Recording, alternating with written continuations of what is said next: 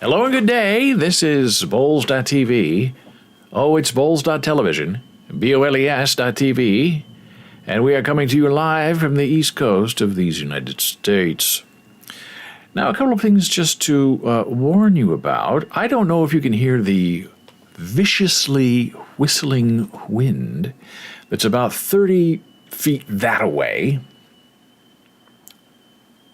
But it has been howling, whistling in the windows of our beautiful high-rise all morning, 20 miles per hour, whistling, whistling, whistling. And I hope that our NVIDIA sound removal is working and you don't hear any of the terrible sounds.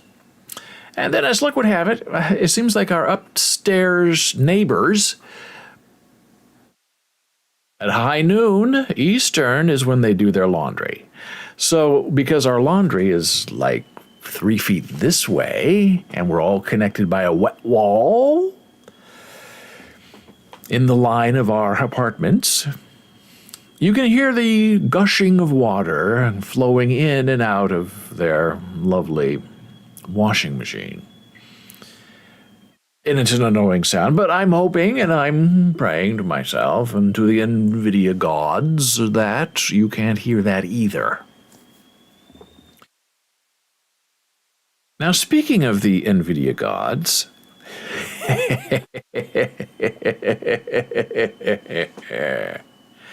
if I look a little weird today, it's because I have found, and I am now using the eyeball, eye contact, AI, artificial intelligence. I guess it's a filter. Let me turn up the sound just for 1 second. Hello? I guess it's a filter. Turn up the sound just for 1 second. Hello? Okay, checking the sound. Because, as I'll tell you, when you produce your own show, you have everything set up perfectly one day. And then you restart your computer, the wind is howling, the neighbor's doing their laundry, the lights don't all come on, you updated your software, the microphone works, the microphone doesn't work. The camera works, the camera doesn't work. It's an ongoing situation of irresistible pain. So, since I have now reinstalled the new updated version of NVIDIA Broadcast, which handles both the sound replication, noise removal, the refrigerator just turned on, and also camera. It also handles your speakers, but that doesn't have anything to do with us here now today on this wonderful and invigorating live stream. So here's the issue. It appears our sound is working just fine. Our camera appears to be working just fine. And I've enacted two things that I have missed because NVIDIA Broadcast camera was not working with our software for a week or two. But now it's updated and appears to be working just fine. My beauty filter is back, which means not as ugly. A lot of blurring going on. If you've ever used Zoom and you've used the beauty filter, the Kari Lake filter, you know what I'm talking about. And I can tell you, it's worth it. All the unevenness in my ugly face is gone. Now, my eyes might be bugging out a little bit because that's what we're doing now, because we have this eye filter from NVIDIA Broadcast that I'm going to use because I love it. And what it does is, we discussed it yesterday, it makes my eyes always look at you in the eye, the camera. So I could be reading something over here, but I'm still looking at you. Or I'm reading something over here, and I'm still looking at you. And it moves my eyes for me, so that if I'm reading something down here, or over here, or over here, you don't know. because it looks like I'm looking right at you. It is the uncanny valley. Is he live or is he faking it? Well, my eyes are artificial. And my skin color is now smooth as silk. No more splotchy red spots you can barely even see. Well, here's the old cancer cutouts, but here's a new cancer test and a new cancer test over here. Barely see them. Whereas before the filter, you can see them. And I could even, turn the eyes off. Turn the blurring filter off. And give you an A-B connection about what's happening and what's not happening. But why would I do that? All it does is make me look uglier. So we know sound is working. Our beautiful face is back. We're looking a little green. But I think a little bit of green is better than the hot red we were getting using not NVIDIA Broadcast. And yesterday, testing this whole thing was so dark you couldn't see it. And I was trying to figure it out, trying to open up the camera app for the Elgato Cam, and none of it worked. It just stayed dark. And then I sort of remembered, I've had this happen before. And you turn up the lights a little bit. But what does it is restarting your computer, and then somehow, NVIDIA takes over the camera and controls your camera. And that's what's happening now, sort of, so far. It looks okay. So let me show you what I've been talking about. Ranting. Everything's a rant today. Now I'm looking down at my screen. And I don't know if you know that, because I think my eyes keep popping up to see you. And if they jitterbug and move a little bit, it's okay. That's what it's supposed to be doing. It's AI, everybody. Get on a train and have some fun. Yeah. So this is what I'm doing. NVIDIA Broadcast 1.4 adds eye contact and vignette effects with virtual background enhancements. I like our background. The vignette is sort of interesting. It puts a little like a light-colored black frame around your screen. It's interesting. I'd rather have my face blurred. I'd rather have my eye movement. You can't have them all. They make you pick. I'd rather have my eye movements looking directly at you. Even though I'm not. Even though I'm reading off the page and not staring right at you, but it looks like I'm staring right at you. So this is, we read the whole thing yesterday, but this is their official update about what it does and how it works. Eye contact off is this. Eye contact on is that. It's a very subtle difference. And I like it. Vignette, a better virtual background, and more. Vignette effects, similar to those seen in apps like Instagram, have been integrated in Broadcast. Combine it with a subtle background blur effect to get an AI simulated bokeh visual on your webcam, instantly improving quality. Now that's good if you're just going to sit here and not move, but if you're going to move a little bit, or if you move your hands, you talk with your hands, or if you're doing a show in ASL, American Sign Language, and you're moving back and forth and signing in and out, the virtual backgrounds don't work because the background tears, which means you can see that it's fake. My eyes might be faking you out because I'm not looking at you, even though it looks like I am. And it was funny in testing yesterday. I tried to repeat it this morning for you, where I was looking down, and there was a point where the filter. I'm not moving. I'm not looking down.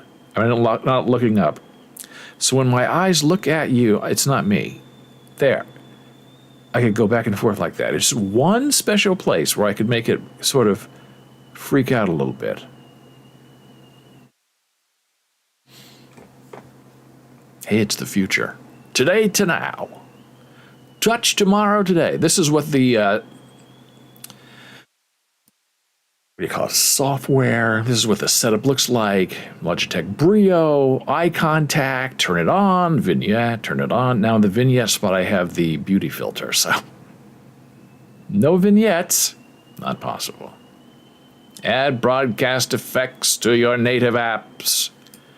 App developers can integrate the SXDD. Well, that's fabulous. Maybe it'll come to OBS. And then you don't have to use a separate but equal app from NVIDIA that you have to start up on Windows, make sure it all works together.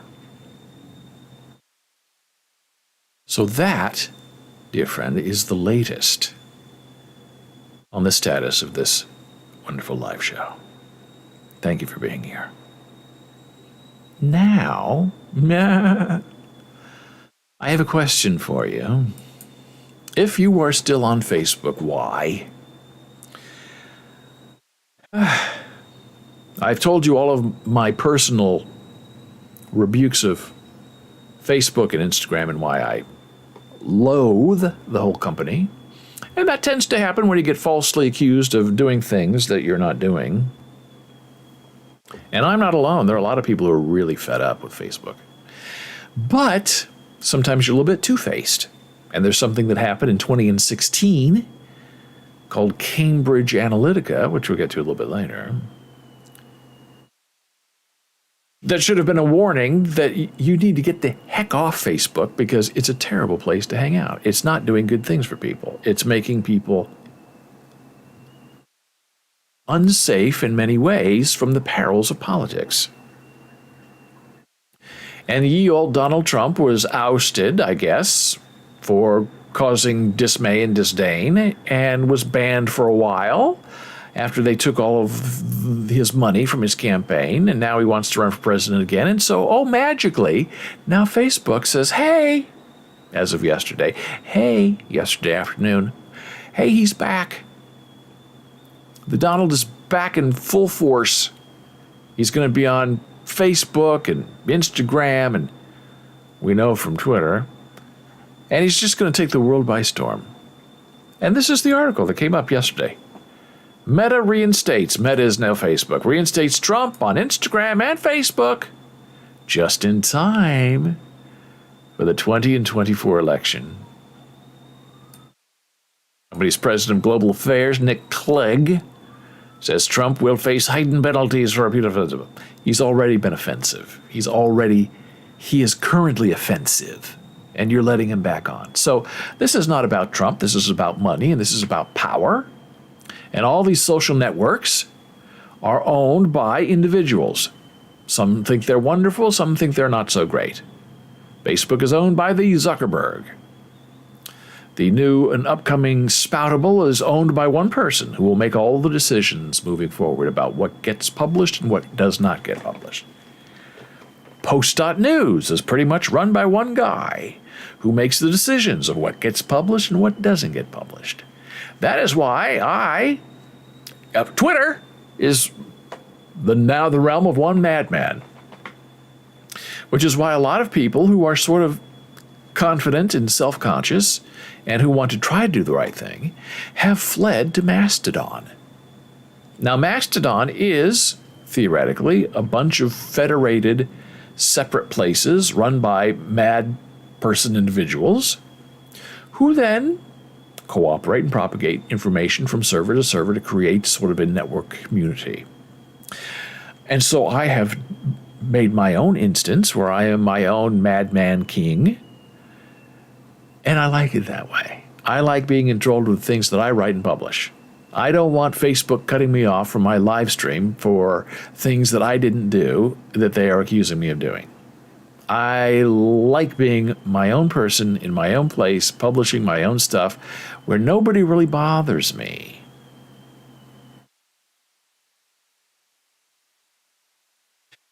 So, Mastodon is not really easy to get onto because there's a little bit of an onboarding process, and the Mastodon devs are aware of that and are trying to fix it. But what's really super interesting to me is this issue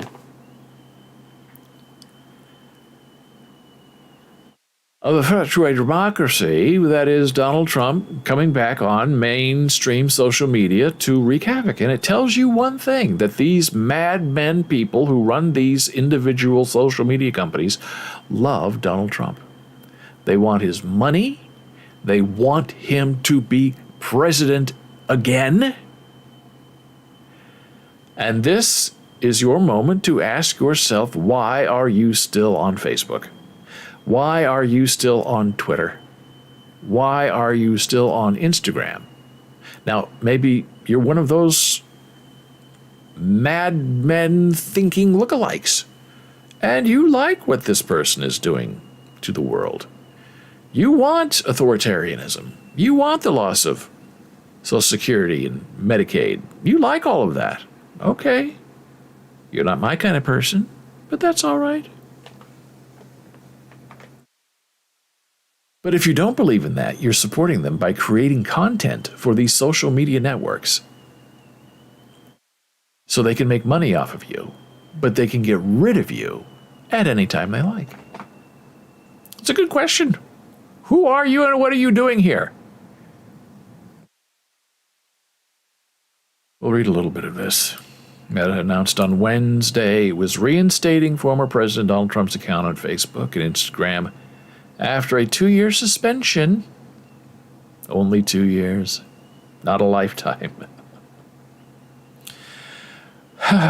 Over his role in praising the rioters who stormed the U.S. Capitol on January 6 of 2021. The horrible and awful Nick Clegg wrote in his blog that Trump's accounts would be reinstated in the upcoming weeks, but he'll face tightened penalties if he breaks the social media. Yeah, right. So here's analysis from Axios. So this is what's going on. Why does it matter? The decision to put Trump back on Facebook sets a new precedent for how the company treats world leaders, and it could change the trajectory of the 2024 presidential election, which is exactly what it wants to do and will do. The big picture, the reinstatement of Trump's accounts will allow him to run ads via his Facebook and Instagram pages, which have 34 million and 23 million followers. Trump relied heavily on Facebook ads in previous election cycles for fundraising and list building. Under Elon Musk, Twitter has also reinstated Trump's account.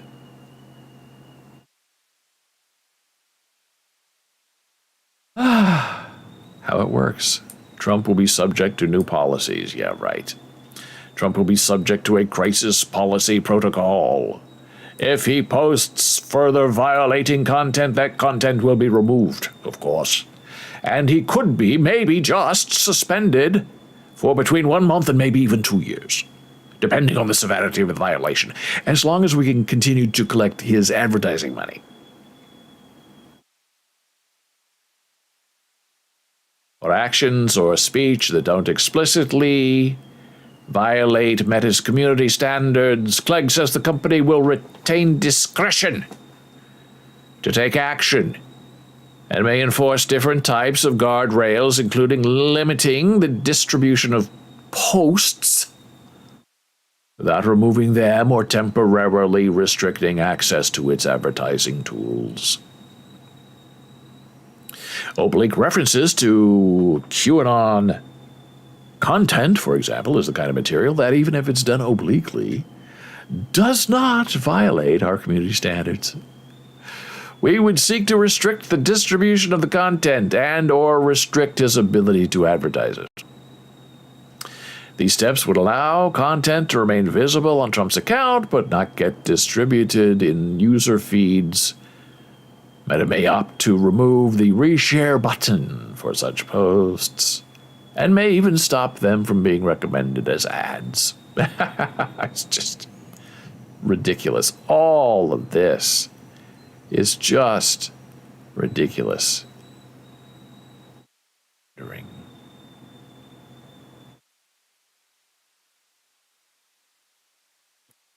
And so this is what I posted this morning on my post page, which doesn't get a lot of action. Post is now open. It's out of beta. You can go and register, take a look around, have fun. But I tell you, Post 2 months ago, when it was very small, a closed beta, everybody didn't really know each other, but we all kind of were refugees from Twitter, and we all kind of hung out real close and talked, and it was so much fun. And then the beta got bigger, and now anybody can be there, and now, everybody's lost their voice. It's really sort of disappointing. That's why you go to Mastodon. You get a lot more engagement there, I guarantee you. So I posted this on my Mastodon account and on Post because I do A/B testing. And usually the text is the same, but the images are different. And it's always interesting to see which images get the better response. And because Post allows me to post a lot of images at one time, I've done at least 10 sometimes. And Mastodon is limited to only 4. Usually the best images appear on Post because it's bigger. You can see more of them. But lately I've been putting the better, if there's such a thing, images on Mastodon just to kind of see what'll happen. If engagement is better with maybe a slightly better image. And so far, so good. It seems like that's what's happening. Welcoming a monster. This is the monster that my AI bot created for me. I think it's kind of good. And I wrote this. When a banned monster is welcomed back to terrorize the people again, no, it has nothing to do with the monster, and everything to do with what the monster allows others to provoke in his name. Yes. That's what's happening. This isn't about Donald Trump. This is about Facebook and Twitter trying to make more money off Trump's name. So as we finalize and finish our conversation about this ridiculousness of Facebook and what grotesque people they are, and I've always sort of lived in fear of saying anything negative about Facebook for fear that they would cut me off without reason. Well, they did it without reason because they accused my deaf wife, who has a silent stream, from restreaming the audio portion only of the World Cup. And it was 100% absolutely not true, but there is no position, no place you can go to get help on Facebook to say, this is 100% wrong, and reverse it, please. They won't do it. They don't care. So I don't care. And I deactivated all my accounts. So I decided to use a little more AI and wind up my Chat GPT and get a little insight into really what's happened in the past that should have made me leave if I were smarter in 2016 instead of waiting until 20 and 22 to leave the Facebook. I asked ChatGPT, explain the Cambridge Analytica scandal. And it did. The Cambridge Analytica scandal involved the unauthorized harvesting of millions of Facebook users' personal data by the consulting firm Cambridge Analytica, predominantly to be used for political advertising to get Donald Trump elected. The data was collected through an app called This Is Your Digital Life, which was created by researcher Alexander Kogan and his company Global Science Research. This is all very technical, but if you're a prescient human being in the world, you need to know this history. Because history is about to repeat itself in 2024. It's all being set up right in front of our faces to put that man back in the presidency.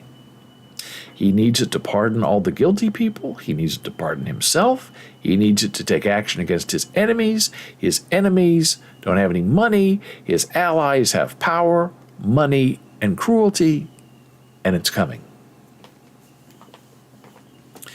The app was able to collect data not just from people who took the survey, but also from their Facebook friends. This data was then used to create targeted political advertising during the 2016 U.S. presidential election, and potentially other elections as well. The scandal prompted investigations by governments and regulatory bodies, as well as significant changes to Facebook's data privacy policies. Okay? Confusing, technical, but that's the basis. So then I asked a follow-up question. Name the people involved with Cambridge Analytica. Some of the key people involved with Cambridge Analytica include Alexander Nix, former CEO of the company, suspended in March 2018 after an undercover investigation revealed that he had offered to use unethical methods to influence foreign elections. Alexander Taylor, the former COO who took over as interim CEO after Nix's suspension and later resigned. Okay, it's getting worse and worse. Christopher Wiley, a former Cambridge Analytica employee who blew the whistle on the company's practices and testified before the UK Parliament's Digital Culture, Media and Sports Committee. Okay, good. Alexander Kogan, a Cambridge University academic who created the app that harvested Facebook user data. Steve Bannon, here we go. Trump friend, Trump ally, anti-democracy advocate. Steve Bannon, former senior advisor to President Donald Trump, who served as vice president and secretary of Cambridge Analytica.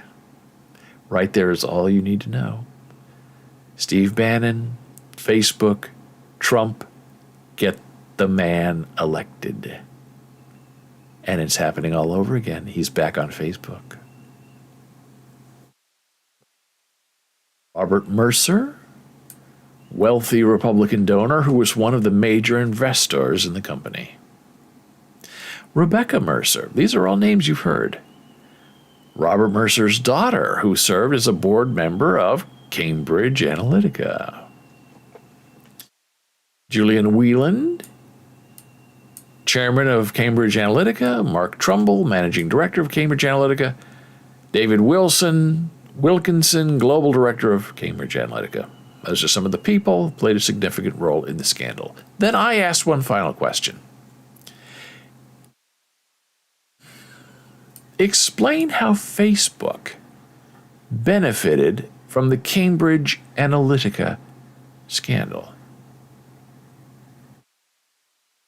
And the bot replied, it is important to note that Facebook was not directly involved in the Cambridge Analytica scandal, but the company was widely criticized for allowing the unauthorized harvesting of user data to take place on its platform. While the scandal had a negative impact on Facebook's reputation and led to regulatory investigations, fines, and significant changes to the company's data privacy policies, it's hard to say if the company benefited from it. However, the AI bot continues, it could be argued that the scandal helped Facebook in these following ways. Increased awareness of data privacy. The scandal brought the issue of data privacy to the forefront of public consciousness, which may have helped Facebook in the long run by making users more aware of the importance of protecting their personal information and more likely to trust the platform with their data. Changes in privacy regulations. The scandal led to increased government regulations and oversight of Facebook's data practices, which may have helped the company to avoid future scandals and potentially deter competitors from trying to collect data in a similar way. Public relations. The scandal also led to public relations efforts by Facebook to improve its image and regain the public's trust until yesterday when they let Trump back on. This may have helped the company to mitigate some of the negative side effects of the scandal and improve its reputation over time that ended yesterday with Trump's reinstatement. It is important to remember that the Cambridge Analytica scandal has had a negative impact on Facebook, but it could have had some positive impacts as well. And then you could ask, what are the positive impacts? But we already know. Awareness, can fix things, meow. Nobody cares about that. So I say, look out, my friend. A storm is coming. Bad things are happening. And it's coming to punch you right in the face. Are you going to run and fight, or are you going to try to stay and run away? These are the questions that we have to deal with every single day as we try to figure out what comes next.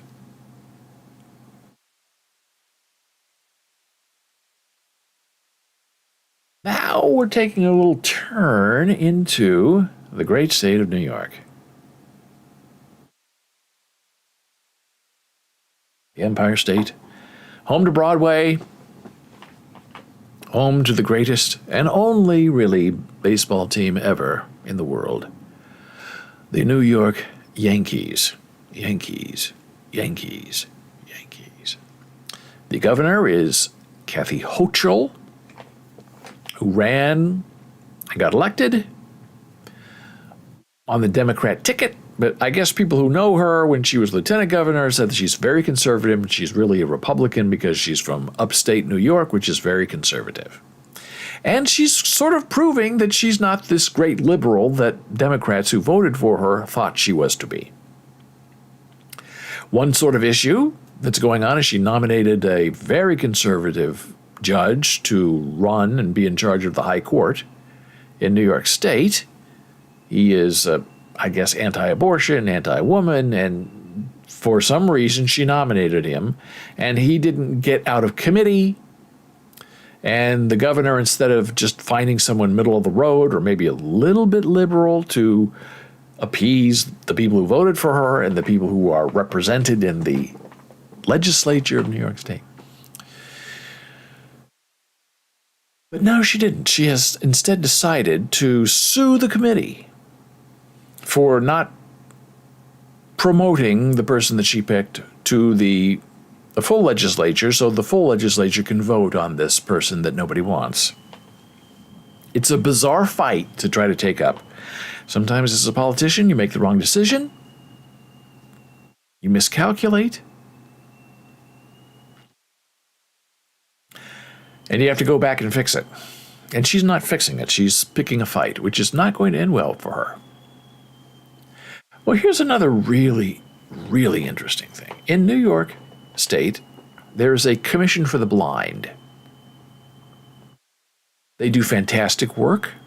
They have a lot of money. They have a lot of resources.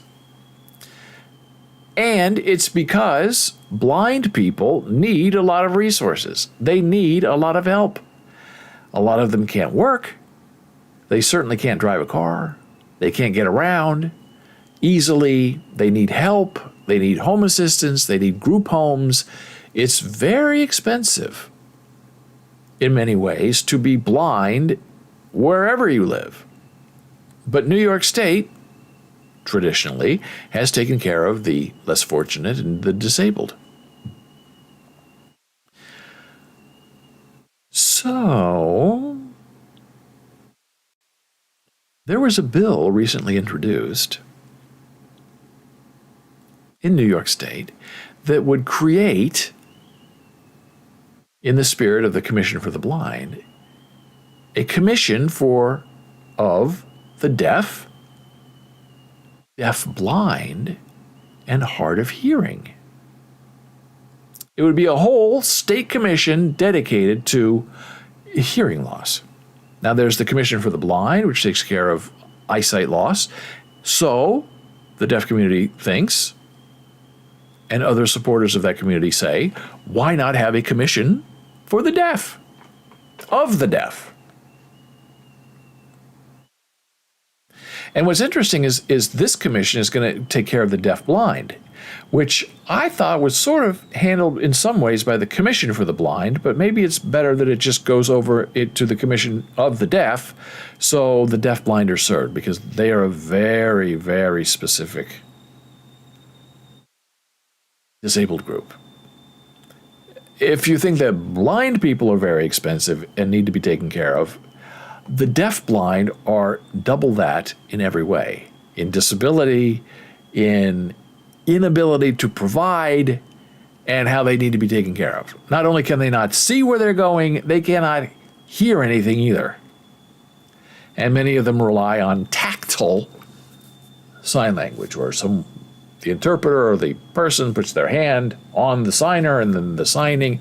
It's a very, very intense experience. So there's this bill establishes the Commission of the Deaf, Deaf-Blind, and Hard of Hearing, requires the Commission of the Deaf, Deaf-Blind, and Hard of Hearing to transmit complaints in matters affecting the deaf, deaf-blind, and hard of hearing communities to the Vulnerable Portions Central Register, repeals provisions relating to the New York State Interagency Coordinating Council for services to persons who are deaf, deaf-blind, or hard of hearing. Okay, so this is the bill, the full text of the bill that explains everything. State of New York, in Assembly. This is in March of 2021. And it was voted, I believe, 67-0 in the New York legislature. All in favor, every single person, not one dissenter. We want a commission of the deaf, of the deaf-blind, of the hard of hearing in New York State. And Kathy Hochul, who ran on the Democrat ticket, on November 23 of 2022, vetoed the bill. Even though the people want it, even though the legislature voted for it, 67-0, the governor, for reasons she will not explain, voted against the best interests of the deaf, the deaf-blind, and the hard of hearing in New York State. What kind of monster is that? We're surrounded by monsters.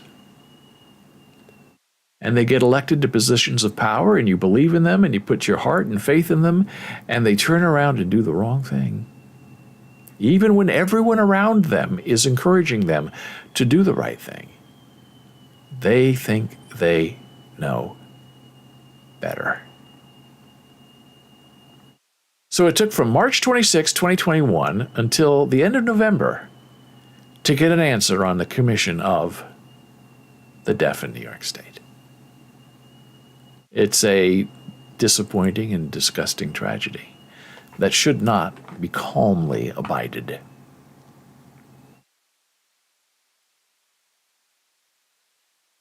And here's why. A week or so ago, a missing deaf mute woman found in New York City after living on the subway for 3 weeks. Now, we don't call deaf people deaf mutes anymore. We say deaf and does not speak. But hey, it's the New York Post, so what do you expect? They're not going to be kind. It's not even politically correct. It's just being accurate. Who expects the New York Post to be accurate in their reporting? The deaf, mute, and autistic woman who vanished after getting released from a Queens hospital, released on Christmas Eve, was found on Saturday and survived by living on the subways for 3 weeks. Now, my beautiful wife, Jana Marie Sweetheart, had a friend she worked with at an agency. And I think for almost a year, this friend, before he was employed, lived on the subway. And that is sort of where the homeless live in New York City, especially in the wintertime, because it's shelter. You can get on a train and sit there and change trains and sit there and sleep and try to survive. And I guess that the most popular train for the homeless to use in New York City is the E train. It's a big train, beautiful train, and the unique part of it is of all the trains in New York City, the E train is the one train that never goes outside.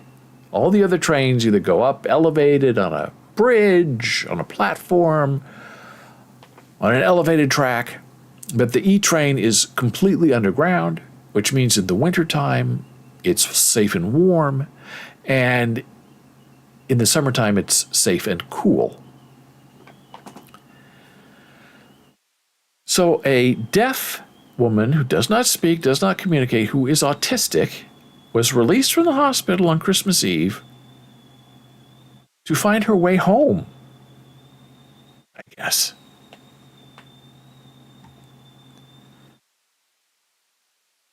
Samantha Prismus's sister, Ghislaine Prismus, and two Good Samaritans located the missing woman at the Bowling Green station in Lower Manhattan after getting a tip. She was riding the 1 train. My heart fell, said the sister. Samantha was dehydrated, 10 pounds lighter, and had swollen feet. She was wearing slippers and a pair of socks in this cold, and she survived jumping from train to train, looking and hoping that she was going to get home. And we found her. So you have this woman sent home from the hospital, doesn't know her address, doesn't know where to go, can't really ask anybody around her because she does not speak, is deaf, autistic. So she's just getting on any train that she can see because maybe that will be the train that takes her home and she'll recognize the neighborhood.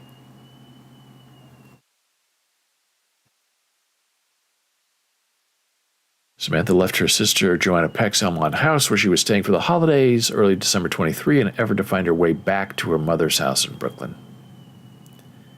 That evening, a bystander in Queens found the woman lying on the ground in 18-degree weather in apparent need of help. An EMS took her to Queens Hospital, but the staff let the deaf and nonverbal woman, thank you, walk back out at 2 a.m. Hey, it's Jana Marie. Hi, Jana Marie. She says it's terrible. They didn't think twice before dismissing her from the hospital. It's sad she was alone at the train. It's terrible. And Jana's friend who used to live on the train then got a job. He was a performer, a drag performer. And then in the early days of AIDS, where people didn't know what it was, he got AIDS and died. Now that's a life. To be deaf, homeless, live on a subway, get a good job, and then AIDS takes you out. So EMS took the woman. Queens Hospital dismissed her at 2 a.m. And you know why? I'm guessing. And the temperature was 7 degrees. And they gave her a list of homeless shelters. And this woman, I know they dismissed her because they couldn't communicate with her. No interpreters available on December 23rd. She doesn't read, she doesn't write. Which should have been a clue. Hey, we can't just release her into the night dressed like that. We need to hold her and take care of her because we are a hospital. But instead, they gave her a list of homeless shelters, a list that I'm sure she could not read or understand, and kicked her out of the hospital.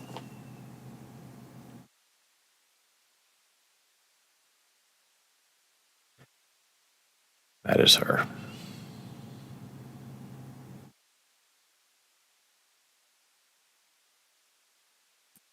If they had done their duty, my sister would not have gone through these horrendous 3 weeks on a train in the cold. An apology is not enough.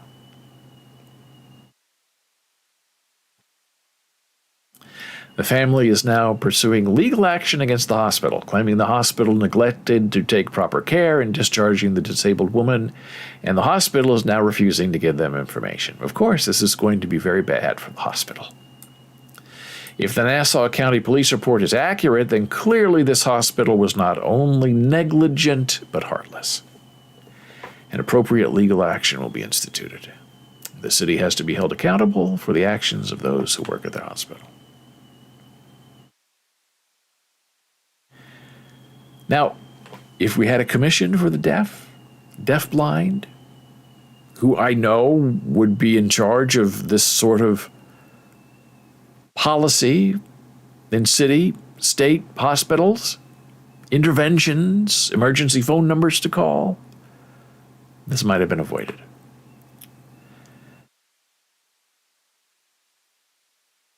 Now, this was in the New York Post, right? Conservative newspaper owned by Rupert Murdoch, who runs Fox News. This is a touching, wonderful story and a heartbreaking story.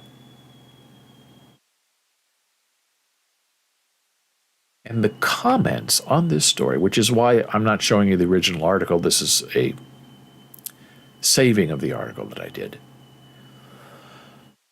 The comments on that article were blistering and cruel. None of them support the deaf, autistic woman who was abandoned by a hospital. They all blame the family. Oh, if the family wasn't on welfare, she wasn't paying her way. If she had insurance, she would have been kicked out in the cold. Who are we to pay? I mean, vicious, vicious, nasty stuff. And those are the people who are praying for and counting on Donald Trump in 2024.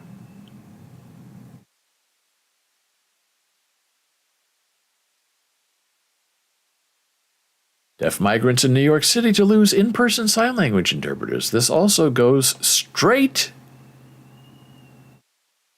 to the heart of blame on the governor of New York City. Because the governor of New York City controls the subways and controls policy. The governor of New York can overrule anything that the mayor of New York City does. The governor can intervene.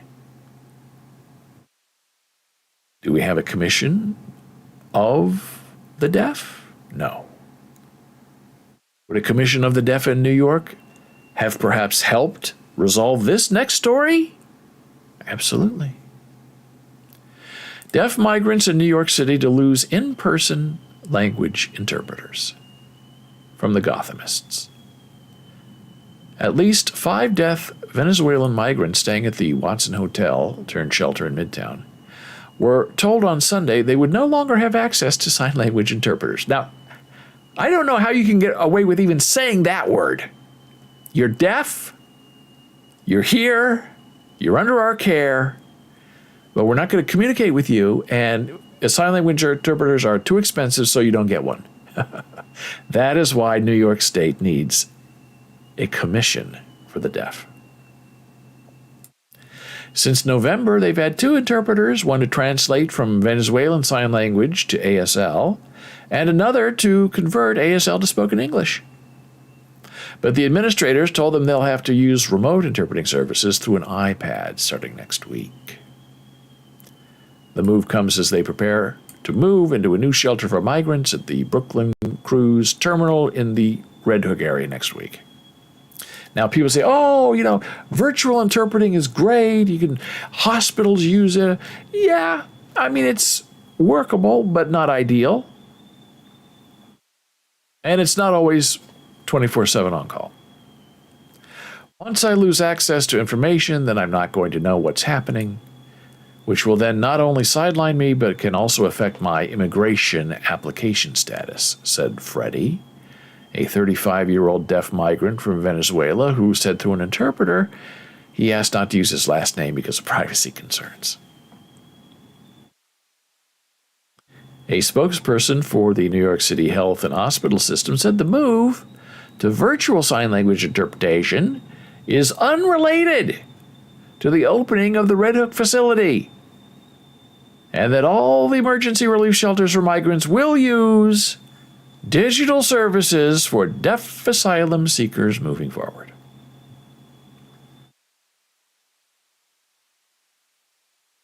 While staying at the temporary tent facility set up for asylum seekers on Randall's Island last year, Freddie said shelter staff disciplined him for recording shelter-wide announcements. The city shelters have a no recording policy. But once workers realized that Freddie was sending those recordings to his mother in Venezuela so she could translate and interpret the messages back to him, they got him an interpreter. It's taking us longer because of our deafness, he said. We have more barriers to overcome, which is disheartening, but we are not giving up. Our goal is to work. On his way to church on Sunday, Freddie pulled back his collar to reveal a constellation of scars from his migration. A treacherous journey that he said required him to stretch one can of tuna to last 5 days. So this is another stain on Kathy Hochul. New York State needs a commission of the deaf, of the deafblind, of the hard of hearing. And so you may ask, what does Kathy Hochul, governor of New York City, value? Of all the things in the world that she could support that have to do with the human condition and helping make New York a better place for everyone to live and not a select few. Well, I'll show you one thing. She loves football. Kathy Hochul, upstate New Yorker, loves the Buffalo Bills. And she's buying them a new stadium. Ahead of a meeting on Monday, state releases more details on Bills stadium deal and a community benefits agreement. Ahead of a meeting on Monday afternoon concerning the Buffalo Bills stadium deal, the state has released the meeting's agenda and materials, which provide further details about some of the aspects of the $1.4 billion project. Jana Marie says, hi, Jana Marie. The stadium is more important than people, according to Kathy. Absolutely. Football, number one. Deaf immigrants, deaf people on the subway for 3 weeks, forget them. I don't need a commission for the deaf. Let them suffer. I have a Buffalo Bills football game to attend.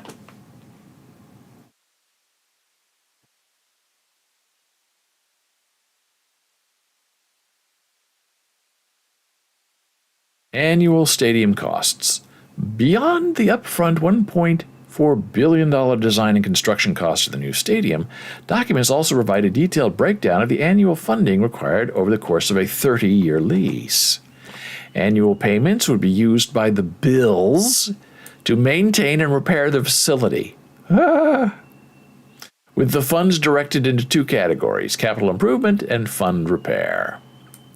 In year one of the lease, which is expected to be 2026, total payments to the Capital Improvement Fund will be $10.9 million.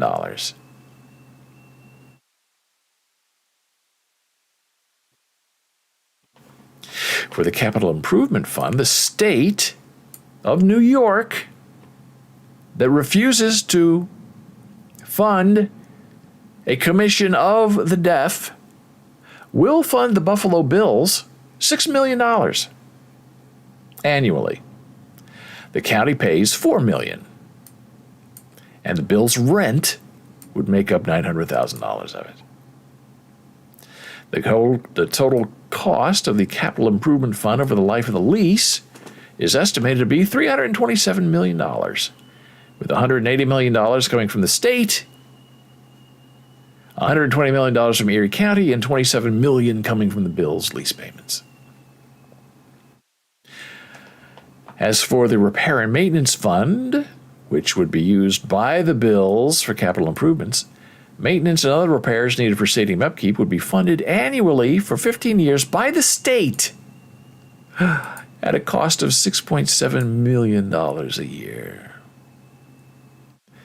That means the total cost of the maintenance repair fund for those 15 years is about $100 million.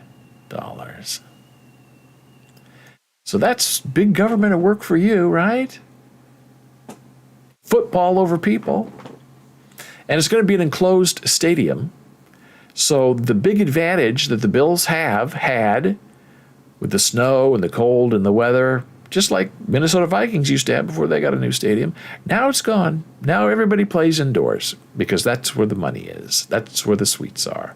People don't want to wear their heavy coats. They want to wear light coats and jeans and have a perfect temperature of 72 degrees at game time, even when it's minus 40 outside.